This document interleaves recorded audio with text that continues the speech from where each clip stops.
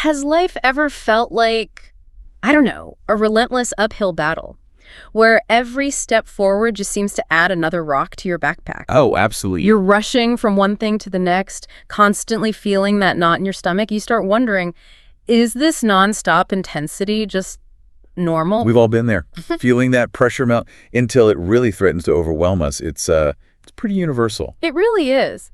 But how do you actually know if the pressure you're feeling is, a healthy motivator pushing you forward, or if it's something more serious, something signaling you need a totally different approach? And that's the core question, isn't it? So in this deep dive, we're going to unpack that crucial distinction, Yeah. Between normal everyday stress and the kind that starts taking a real kind of insidious toll on your well-being, mentally and physically. Right. Our mission today is really to equip you with powerful, practical strategies, give you tangible tools to navigate those overwhelming moments. So you can take back control, find a bit more calm, more presence in daily life. Exactly. It's about more than just understanding. It's about empowerment, resilience. Definitely. So let's start right at the beginning, because it's so easy to throw these words around: stress, anxiety, use them interchangeably. But our exploration really reveals a critical difference. So what exactly is stress at its core?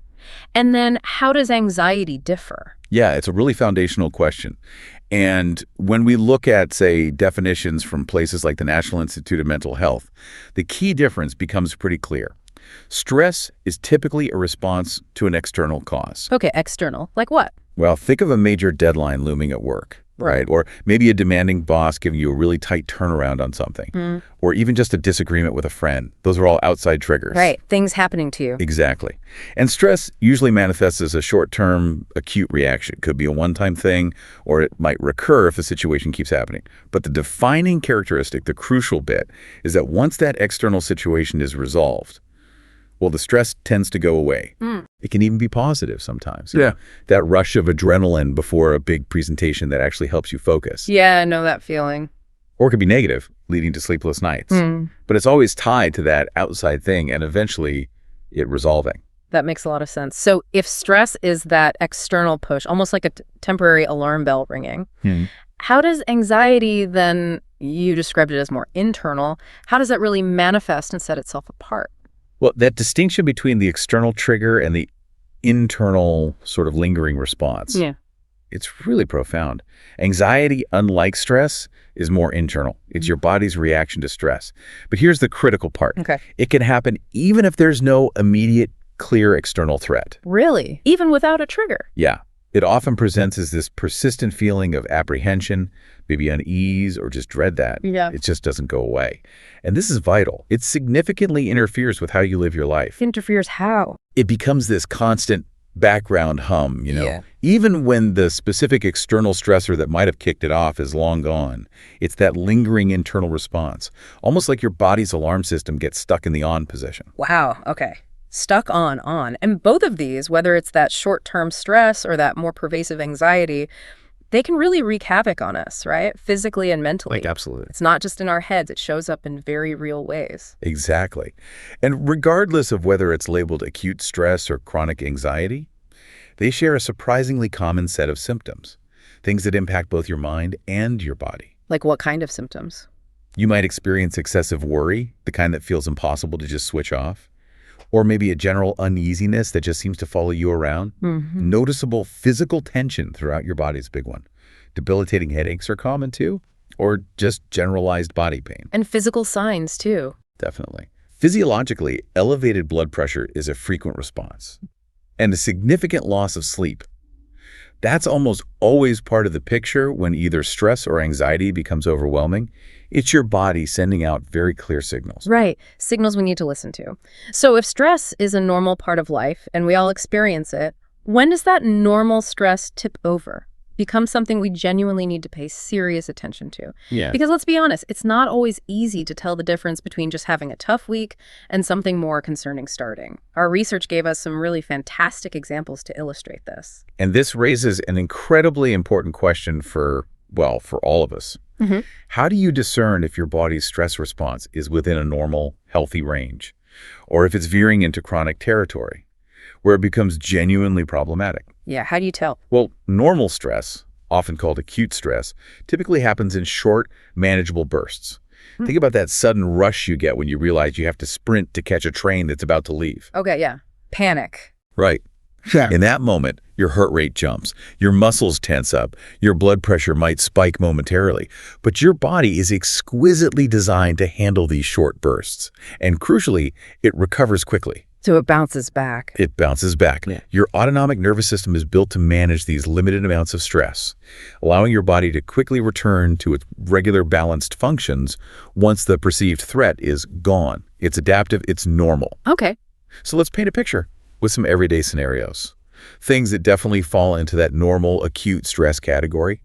You might feel those butterflies in your stomach right before giving a big presentation. Oh, yeah, definitely. That's your body preparing, Right. channeling nervous energy into focus. Or maybe your heart races and you feel flushed after a heated argument with someone close.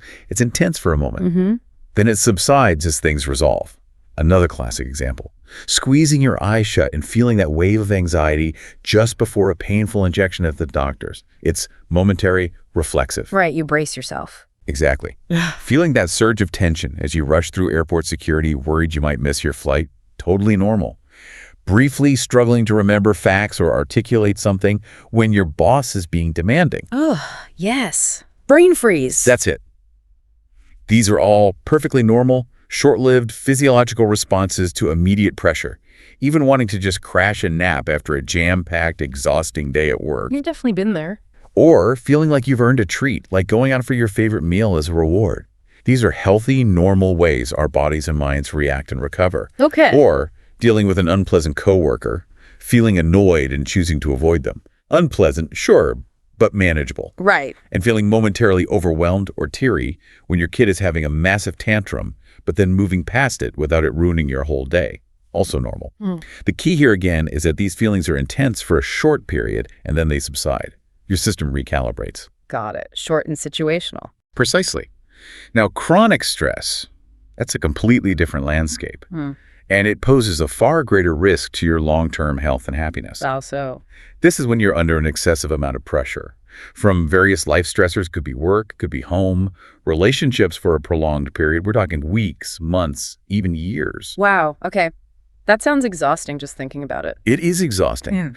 And unlike acute stress, where your body recovers quickly, with chronic stress, your fight or flight reaction essentially stays stuck on. The alarm bell keeps ringing. Exactly. Your body doesn't get a chance to return to its regular essential functions, things like proper digestion, stable insulin production, a robust immune system.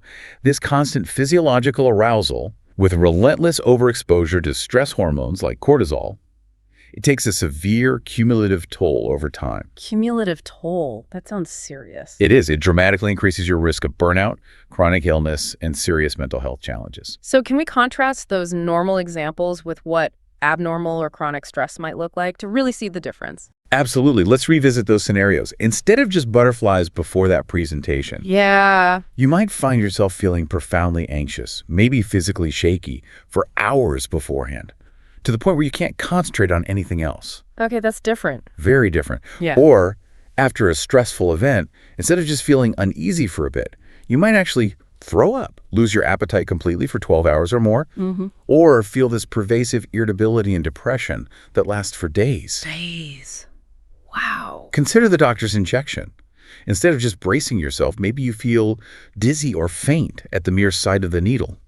Or you actively postpone doctor's appointments for months because the fear is so intense, so debilitating. That sounds like avoidance taking over. Exactly. Or losing sleep the night before your flight because you're just consumed with worry about missing it, or packing, cycling through every worst-case scenario.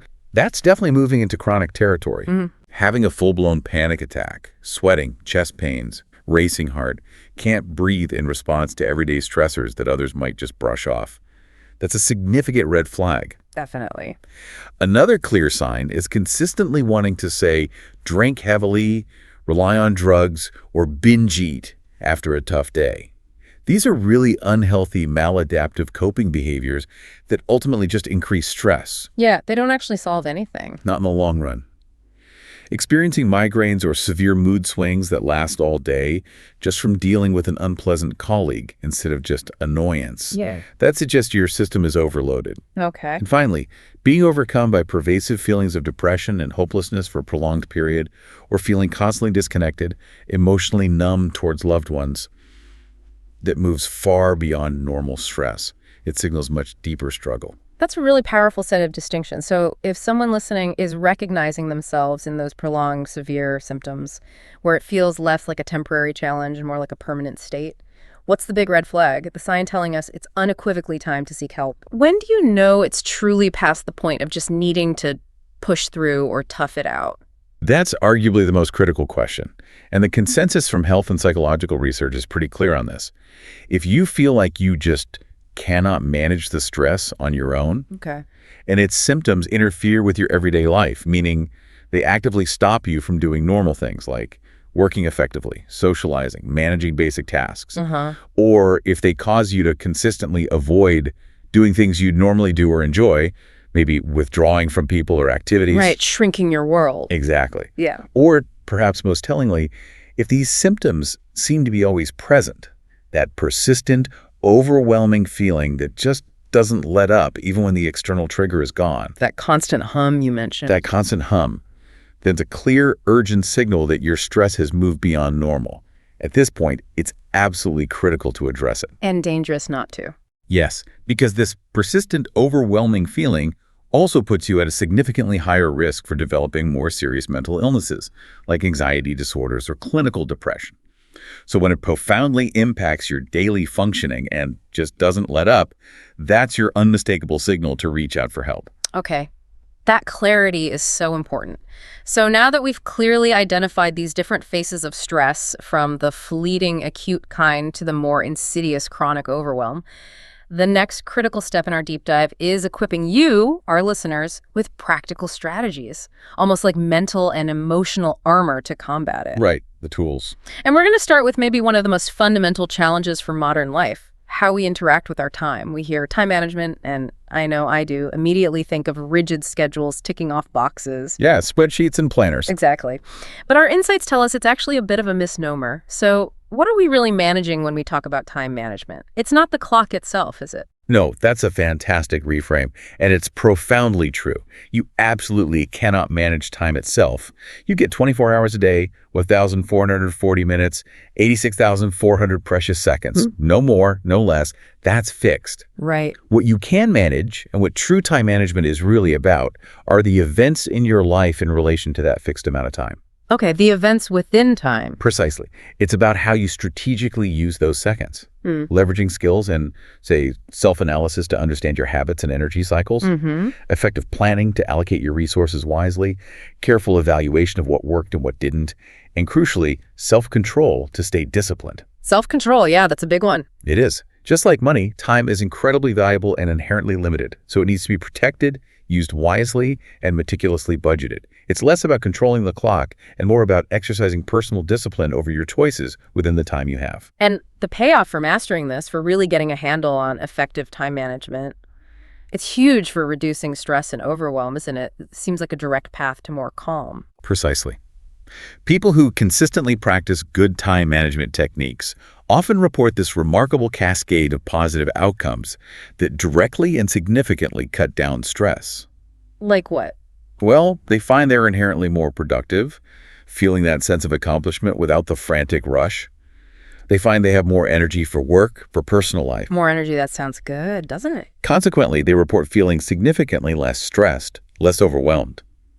This leads directly to enjoying more genuine free time for hobbies, relaxation, connecting with people. Actual free time. Actual free time. They get more done. They relate more positively to others because they're not constantly on edge or rushing. Right. And ultimately, they just feel much better about themselves overall. It's a direct pathway to greater personal happiness and a profound sense of control over your life, which, let's face it, a powerful antidote to feeling overwhelmed and anxious. Absolutely. So where do we start? The very first and arguably most crucial step, as our material emphasizes, is self-awareness. Yeah. You simply can't manage what you don't understand. Okay. Know thyself, time-wise. Exactly. A time log is an incredibly powerful yet often overlooked tool here. For maybe a week or two, or even just a few focused days, if a week feels too daunting, diligently record what you're doing, maybe in 15-minute intervals. 15 minutes. Wow, that's detailed. It forces honesty. Be honest, be detailed. Then sit down and evaluate the results. Ask yourself, did everything I truly needed to do actually get done?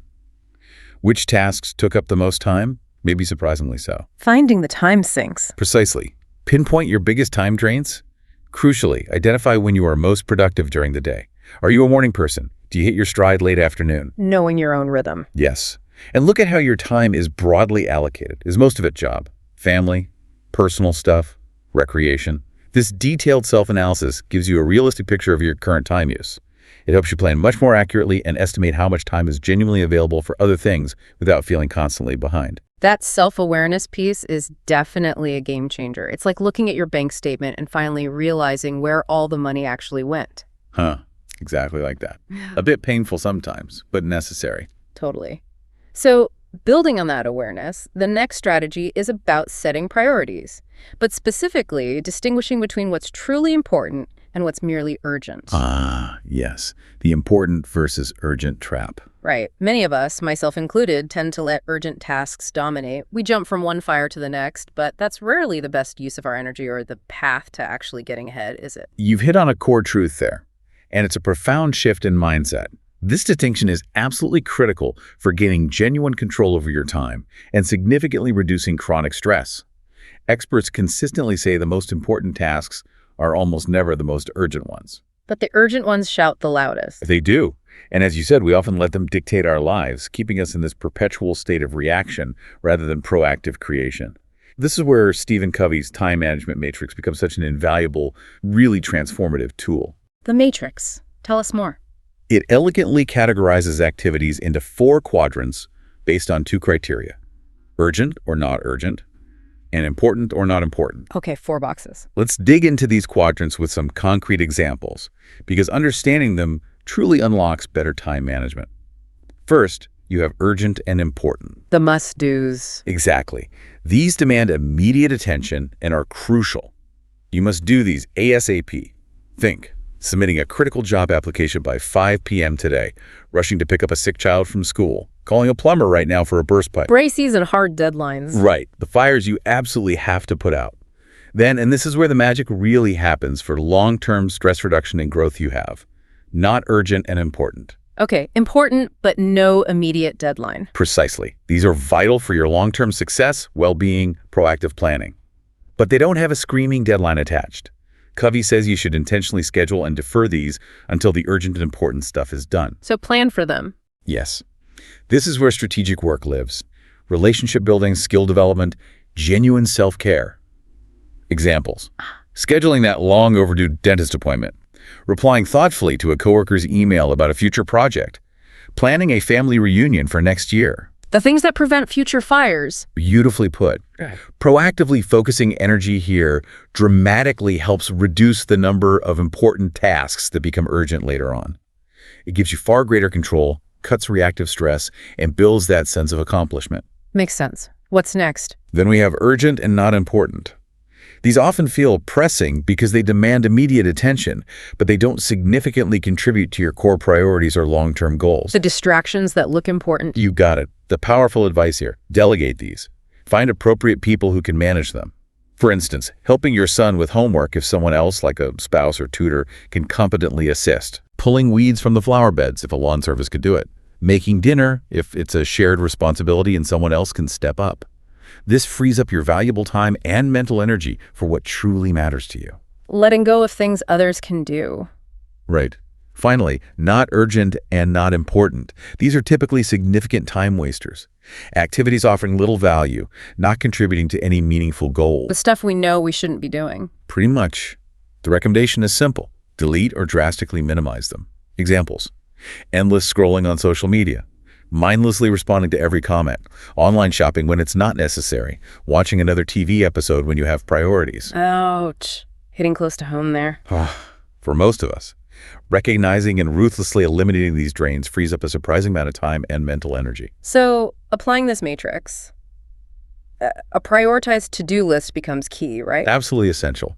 Whether you need a daily, weekly, or monthly list depends entirely on your lifestyle, your responsibilities. But the key is to be careful that list making itself doesn't become another source of stress. Right, don't make managing the list the main task. Exactly. The advice is list manageable, actionable tasks, not vague goals or overwhelming multi-step plans. Then rank them by priority. High, medium, low. Number them. Color code. Whatever works for you visually. The goal isn't just checking boxes. No. The goal isn't to check off the most items, but the highest priority items. This structured approach empowers you to set clear boundaries. It allows you to confidently say no to things that, while maybe interesting, simply don't fit your core priorities. It's about intentionality, aligning actions with values. Intentionality, I like that. Okay, so once we know how we're spending our time and we've defined what's truly important versus just urgent, how do we keep track of it all without the planning itself becoming another stressor? Because sometimes managing the tools feels like a whole new job. That's a very real concern, but the answer is personal planning tools. They are absolutely indispensable here. What kind of tools? They can take many forms, really catering to different preferences. Traditional paper planners, digital calendars, phone apps, big wall charts, simple index cards, pocket diaries, even just a dedicated notebook. Lots of options. The core benefit is that the act of writing things down, or maybe dictating thoughts and tasks for auditory learners, it frees your mind. You're not carrying the burden of remembering every single thing. Offloading the mental load. Exactly. This mental liberation lets you focus your precious cognitive energy on priorities, not just recall. The most important tip, and I can't stress this enough, find one tool that truly resonates with you, and then commit to using it consistently. Don't keep switching. Find your system and stick to it. Yes.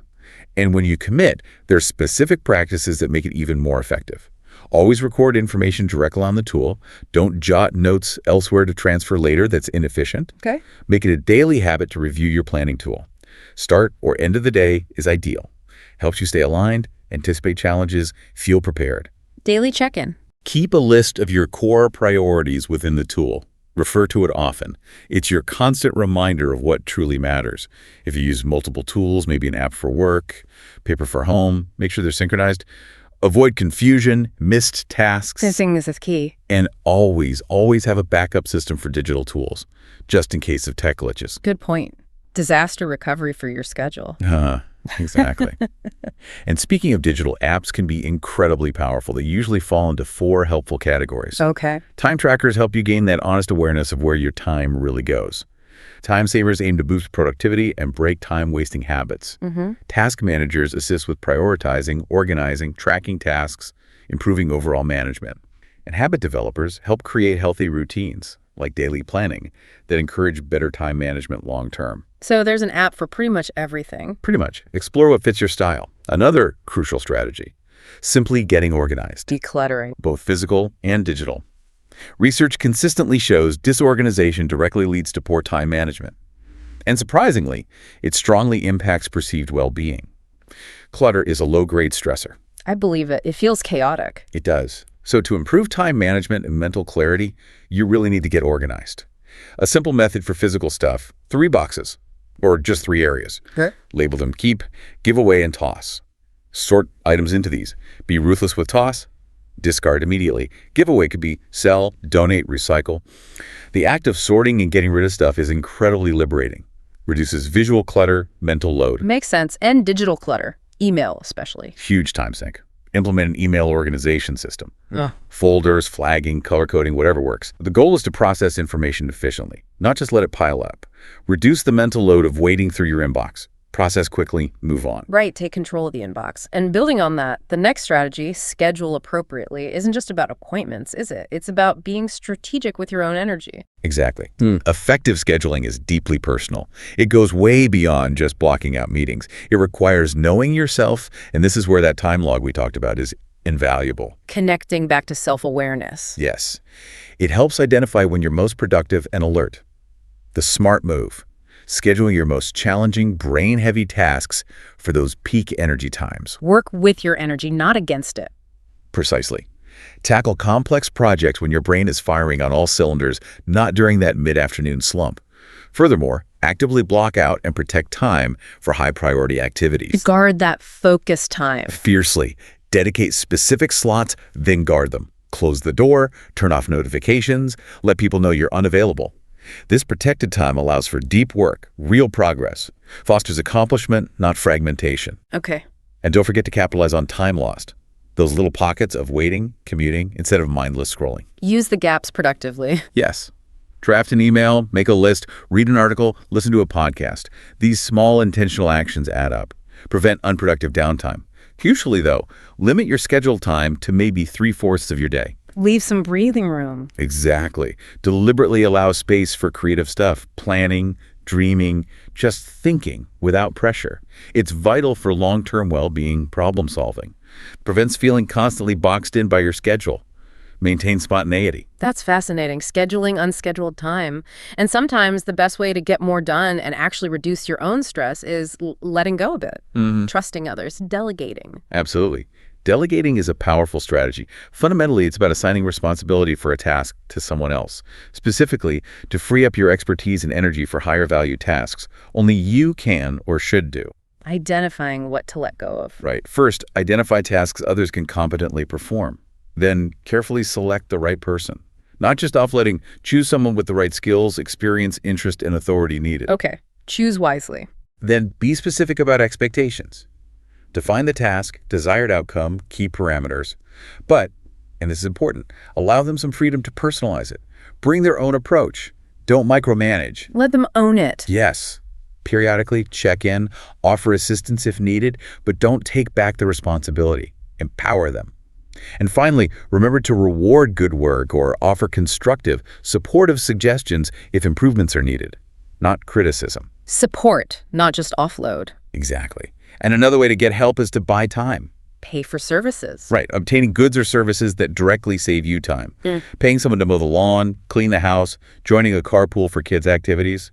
It directly frees up your valuable time for other tasks or just for rest. Investing in time. Often well worth the cost. Reduces your personal workload, associated stress. It's an investment in your well-being. Makes sense. Okay, let's talk about the elephant in the room for productivity. Procrastination. Ah, yes. The great enemy. We all do it. But what if you genuinely can't bring yourself to even start that daunting task? Are there strategies for overcoming that inertia when the frog feels just too big and slimy to swallow? Indeed. Procrastination is universal, and you're right, it's a huge source of stress.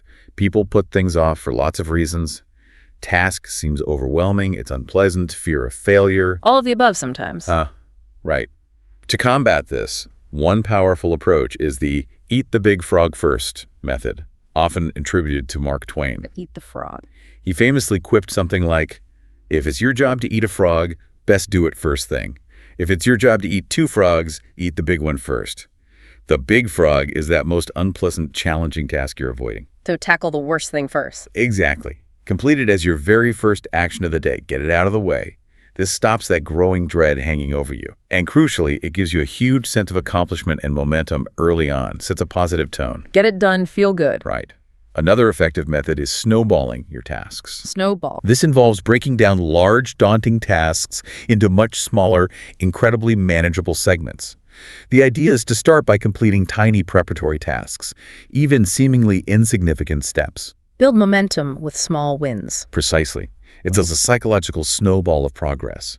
If the big frog is writing a complex report, a tiny step might be just opening the document and typing the title, or outlining 3 key sections. By tackling these easy pieces, you build accomplishment that propels you forward. Makes it less scary to start. Exactly. Whichever method you choose, big frog first or snowballing, try building in a small, meaningful reward system for completed tasks. Positive reinforcement is incredibly motivating. Helps train your brain to associate task completion with positive feelings. Makes future tasks less daunting. Rewards, I like that. Okay, these are brilliant practical steps. And in our hyper-connected world, we're literally surrounded by distractions. This next point, managing time wasters. It's about really being intentional, isn't it?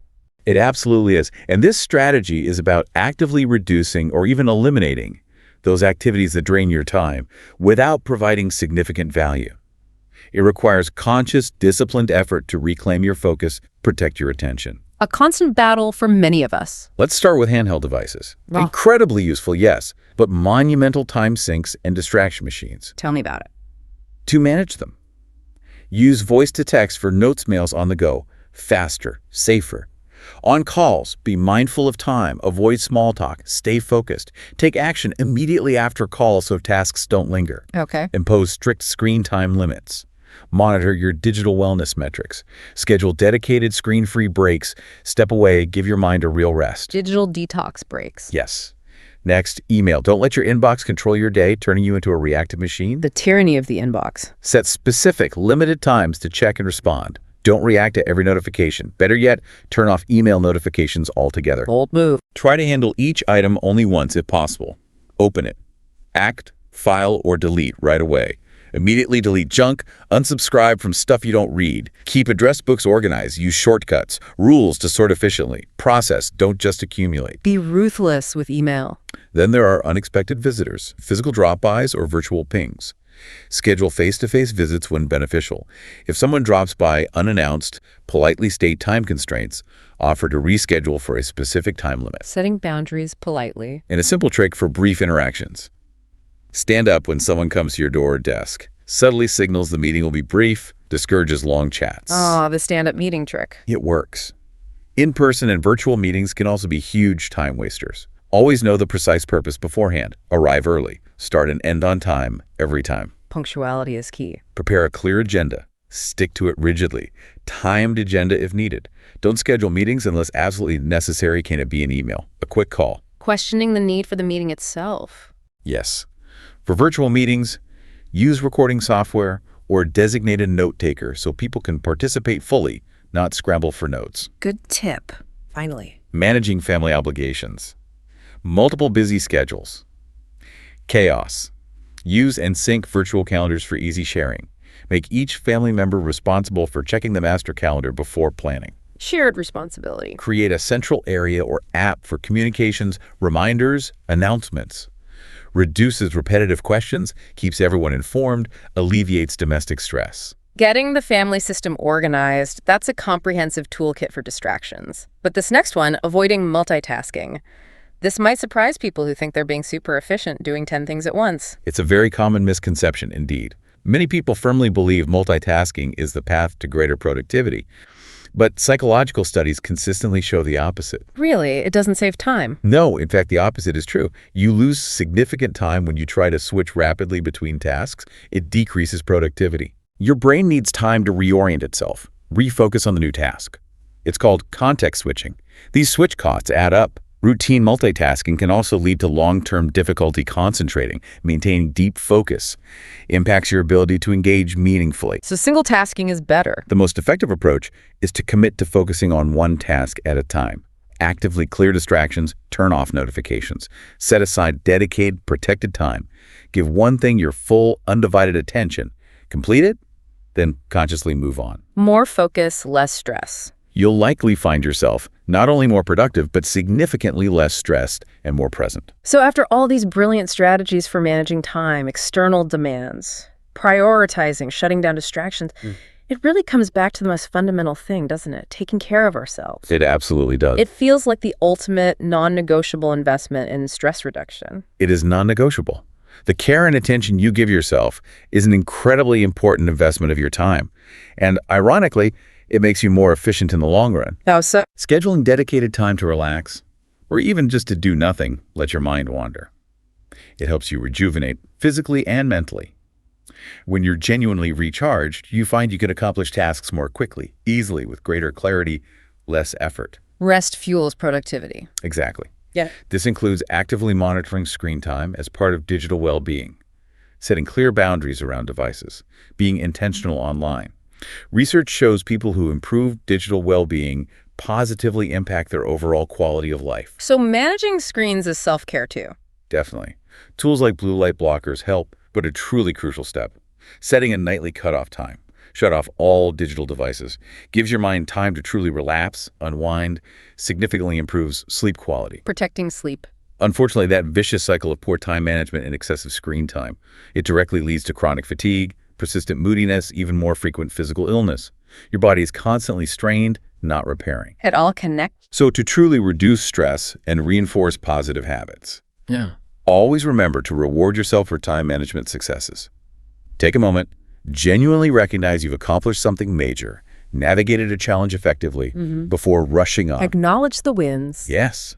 This practice reinforces the positive cycle, acknowledges your effort, encourages you to keep nurturing yourself. Fantastic. So beyond these external strategies, time, environment, our sources offer powerful ways to manage our minds and bodies from the inside out. Mindfulness is a term we hear constantly. What exactly is it, and how can it specifically help combat stress? Right. Mindfulness is a type of meditation where the core practice is focusing on being intensely aware of what you're sensing and feeling, right here, right now, in the present moment. But crucially, without interpretation or judgment. Aware without judging. Would involve simple breathing methods, maybe guided imagery, other practices designed to relax the body and mind. Yes, sir. This directly reduces stress. Think about it. We spend so much time planning, problem solving, worrying about the future, dwelling on the past. The mental hamster wheel. Exactly. It's incredibly draining. Leads to chronic stress, anxiety, depression, because the mind is constantly racing. Mindfulness helps consciously direct your attention away from that exhaustive overthinking. It brings you into engaged, non-judgmental awareness of the present. It anchors you. Anchoring in the now, what are the proven benefits? They're robustly clinically supported. Numerous research trials worldwide show it's effective for chronic stress, generalized anxiety, pain management, depressive symptoms, insomnia, even high blood pressure. Wow, quite a list. Preliminary research also suggests benefits for inflammatory conditions like asthma, fibromyalgia, by reducing the body's stress response. Beyond symptoms, meditation, including mindfulness, also improves sustained attention, decreases job burnout, enhances sleep quality, and can even aid things like diabetes control. It's truly holistic. That's compelling. So if that's what it is and what it can do, how do we actually do it? Is it simple? Does it always involve sitting cross-legged for hours? Absolutely not. While formal practices exist, there are many simple, accessible ways. It's about bringing conscious awareness to ordinary moments. Like what? One way. Simply pay attention. In our busy world, it's hard to slow down and truly notice things. Try consciously experiencing your environment with all your senses: touch, sound, sight, smell, taste. Engage the senses. Yes. When eating a favorite food, don't just wolf it down. Truly smell it. Savor each taste. Notice the texture. Fully enjoy it. Another key: live in the moment. Intentionally bring open, accepting attention to everything you do, however mundane. Find joy in simple pleasures: a warm cup of coffee, sunlight on your skin, the sound of rain. Appreciating the small things. Also, accept yourself. This is profound, often challenging. Treat yourself with the same kindness and compassion you'd offer a good friend.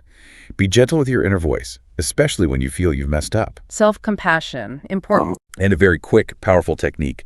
Focus on your breathing. When negative thoughts arise, just pause. Take a deep, conscious breath. Close your eyes if you can. Focus solely on your breath moving in and out. Notice the sensations. Even just 1 minute can help calm your nervous system.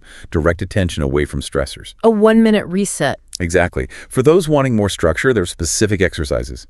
Body scan meditation. Lie comfortably. Slowly focus attention on each body part, toe to head, noticing sensations without judgment. Okay. Sitting meditation. Sit comfortably, back straight, feet flat, hands in lap. Focus on nasal breathing. Thoughts interrupt. Acknowledge gently. Return focus to breath.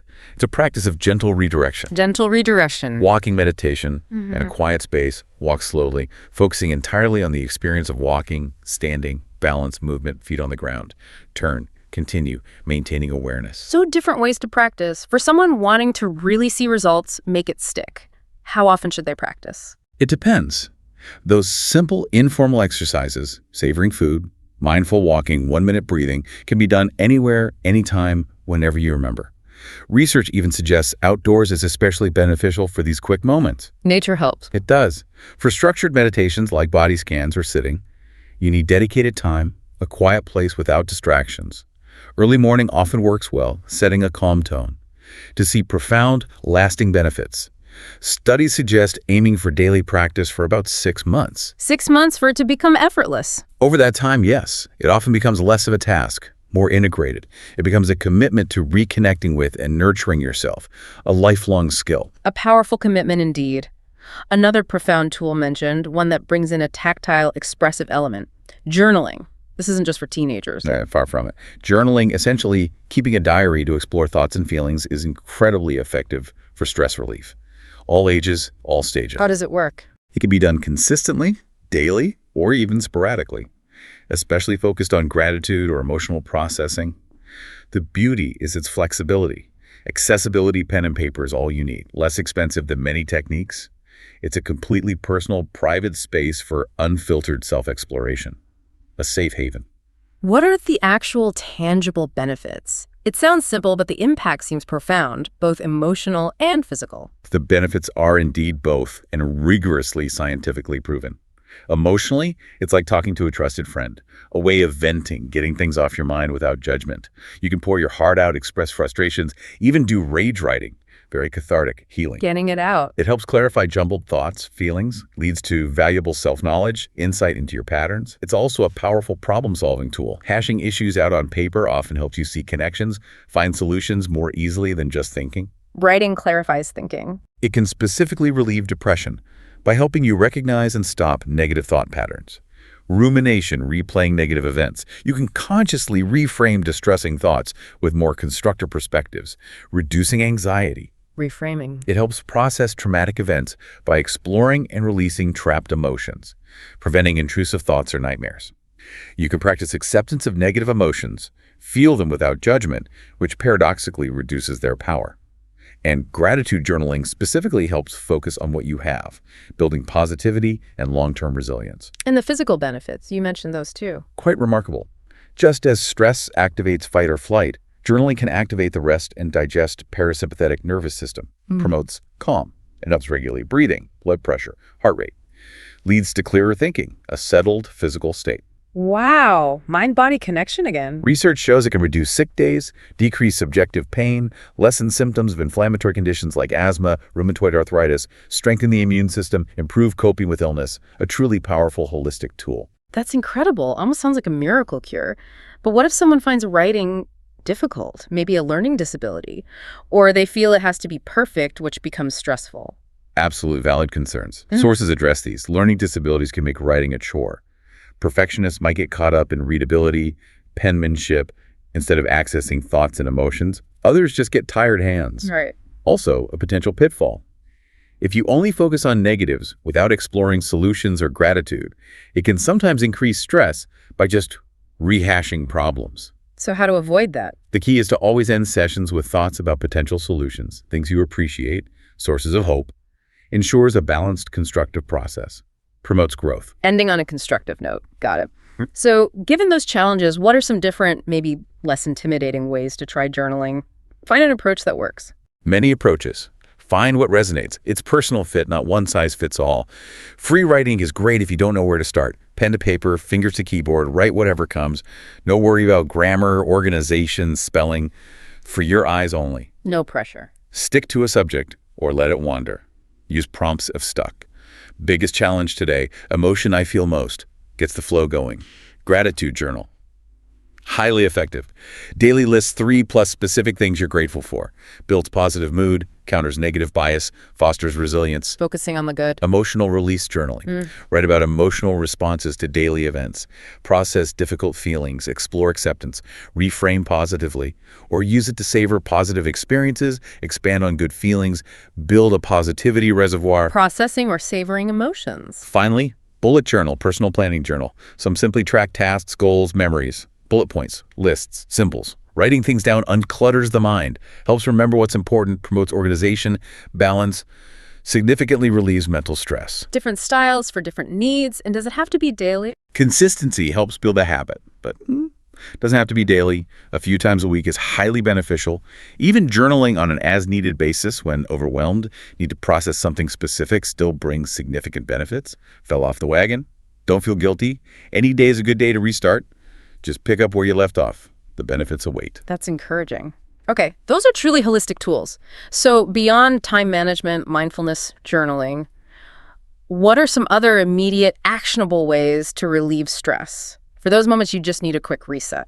Our sources offer a wealth of practical tips for immediate and sustained relief, focusing on both mind and body, easily integrated. First, and profoundly effective, get active. Move your body. Almost any physical activity acts as a powerful stress reliever. Movement pumps up feel-good endorphins, natural neurochemicals, boosts well-being, refocuses your mind on body movements, improves mood, helps irritations fade. Walk, jog, garden, clean, bike, swim, weights just move. Even 10 minutes makes a difference. Short bursts count. Secondly, eat a healthy diet. fundamental self-care, fuel for body and mind. Focus on fruits, vegetables, whole grains. Nourish your system. Maintain stable energy. Complementing this, avoid unhealthy habits. The quick fixes that backfire. Exactly. Be mindful of excessive caffeine, alcohol, smoking, overeating, illicit substances. Temporary relief maybe, but the increased stress long-term harm health, create more problems. Got it. What else? Simple, yet incredibly powerful. Laugh more.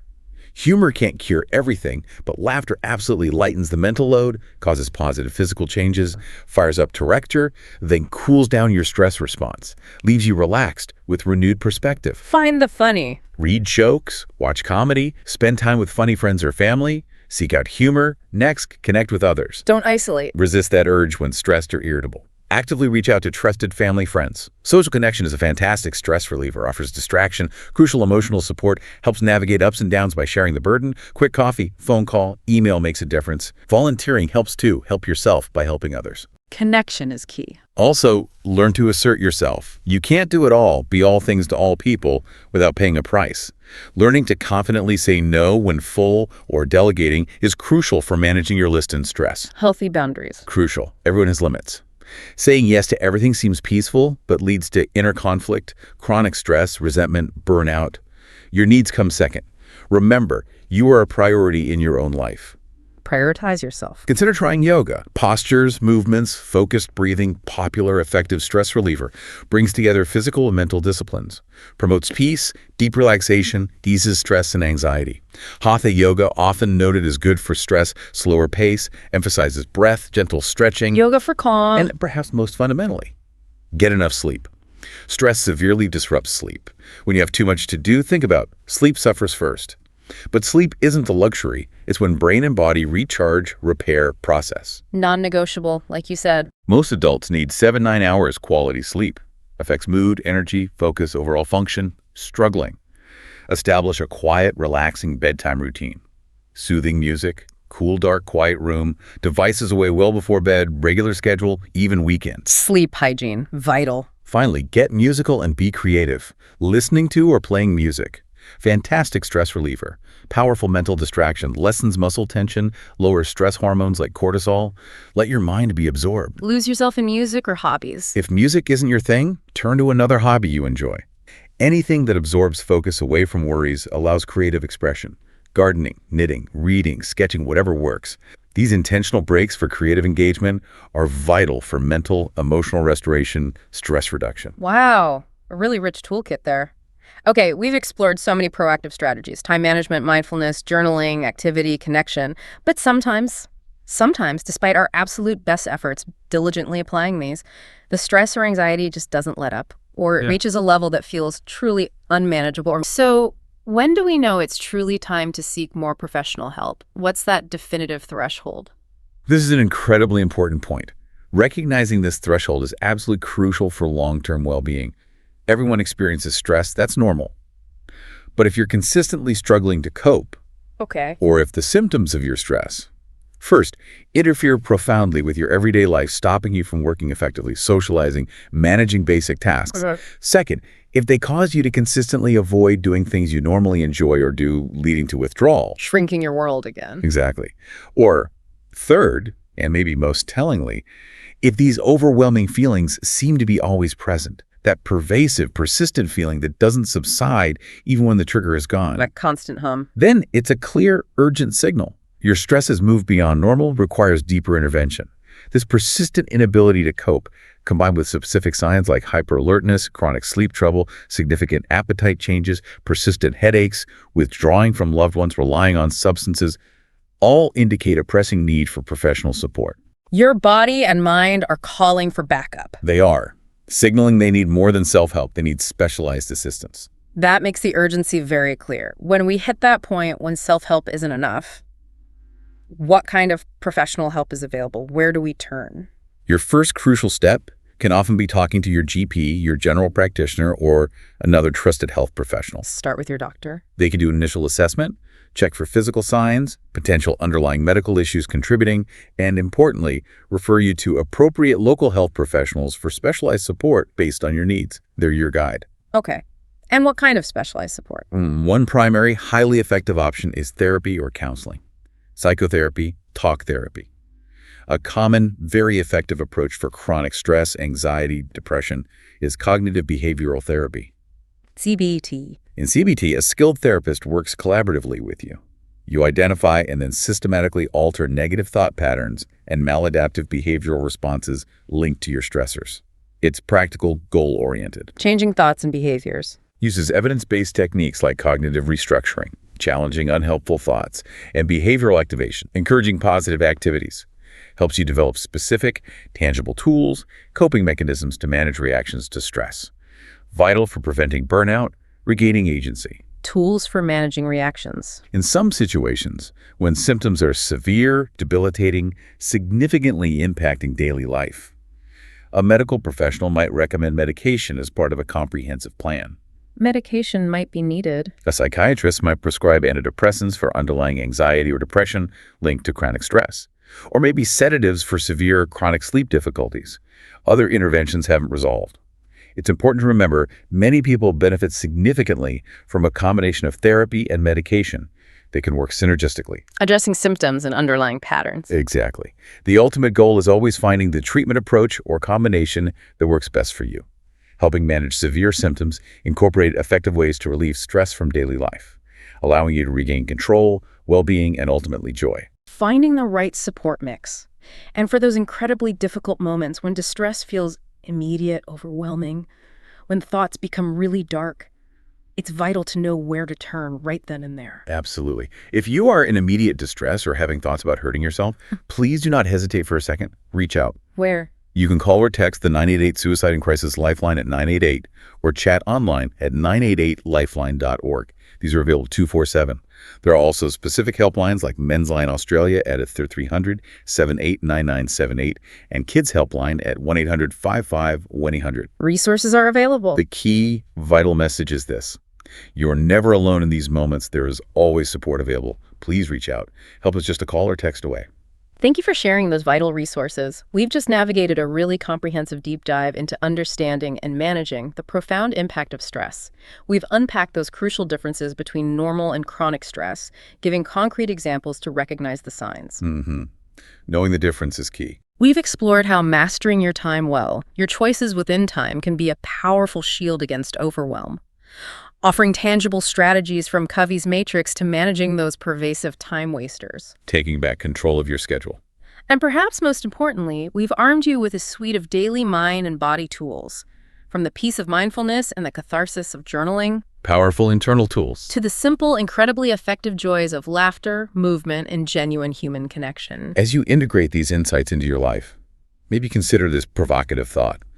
If intentionally managing your time, practicing self-care, cultivating mindful presence, if these things can profoundly reduce stress and significantly improve your well-being, what hidden reserves of creativity, deeper connection, pure joy might you unlock?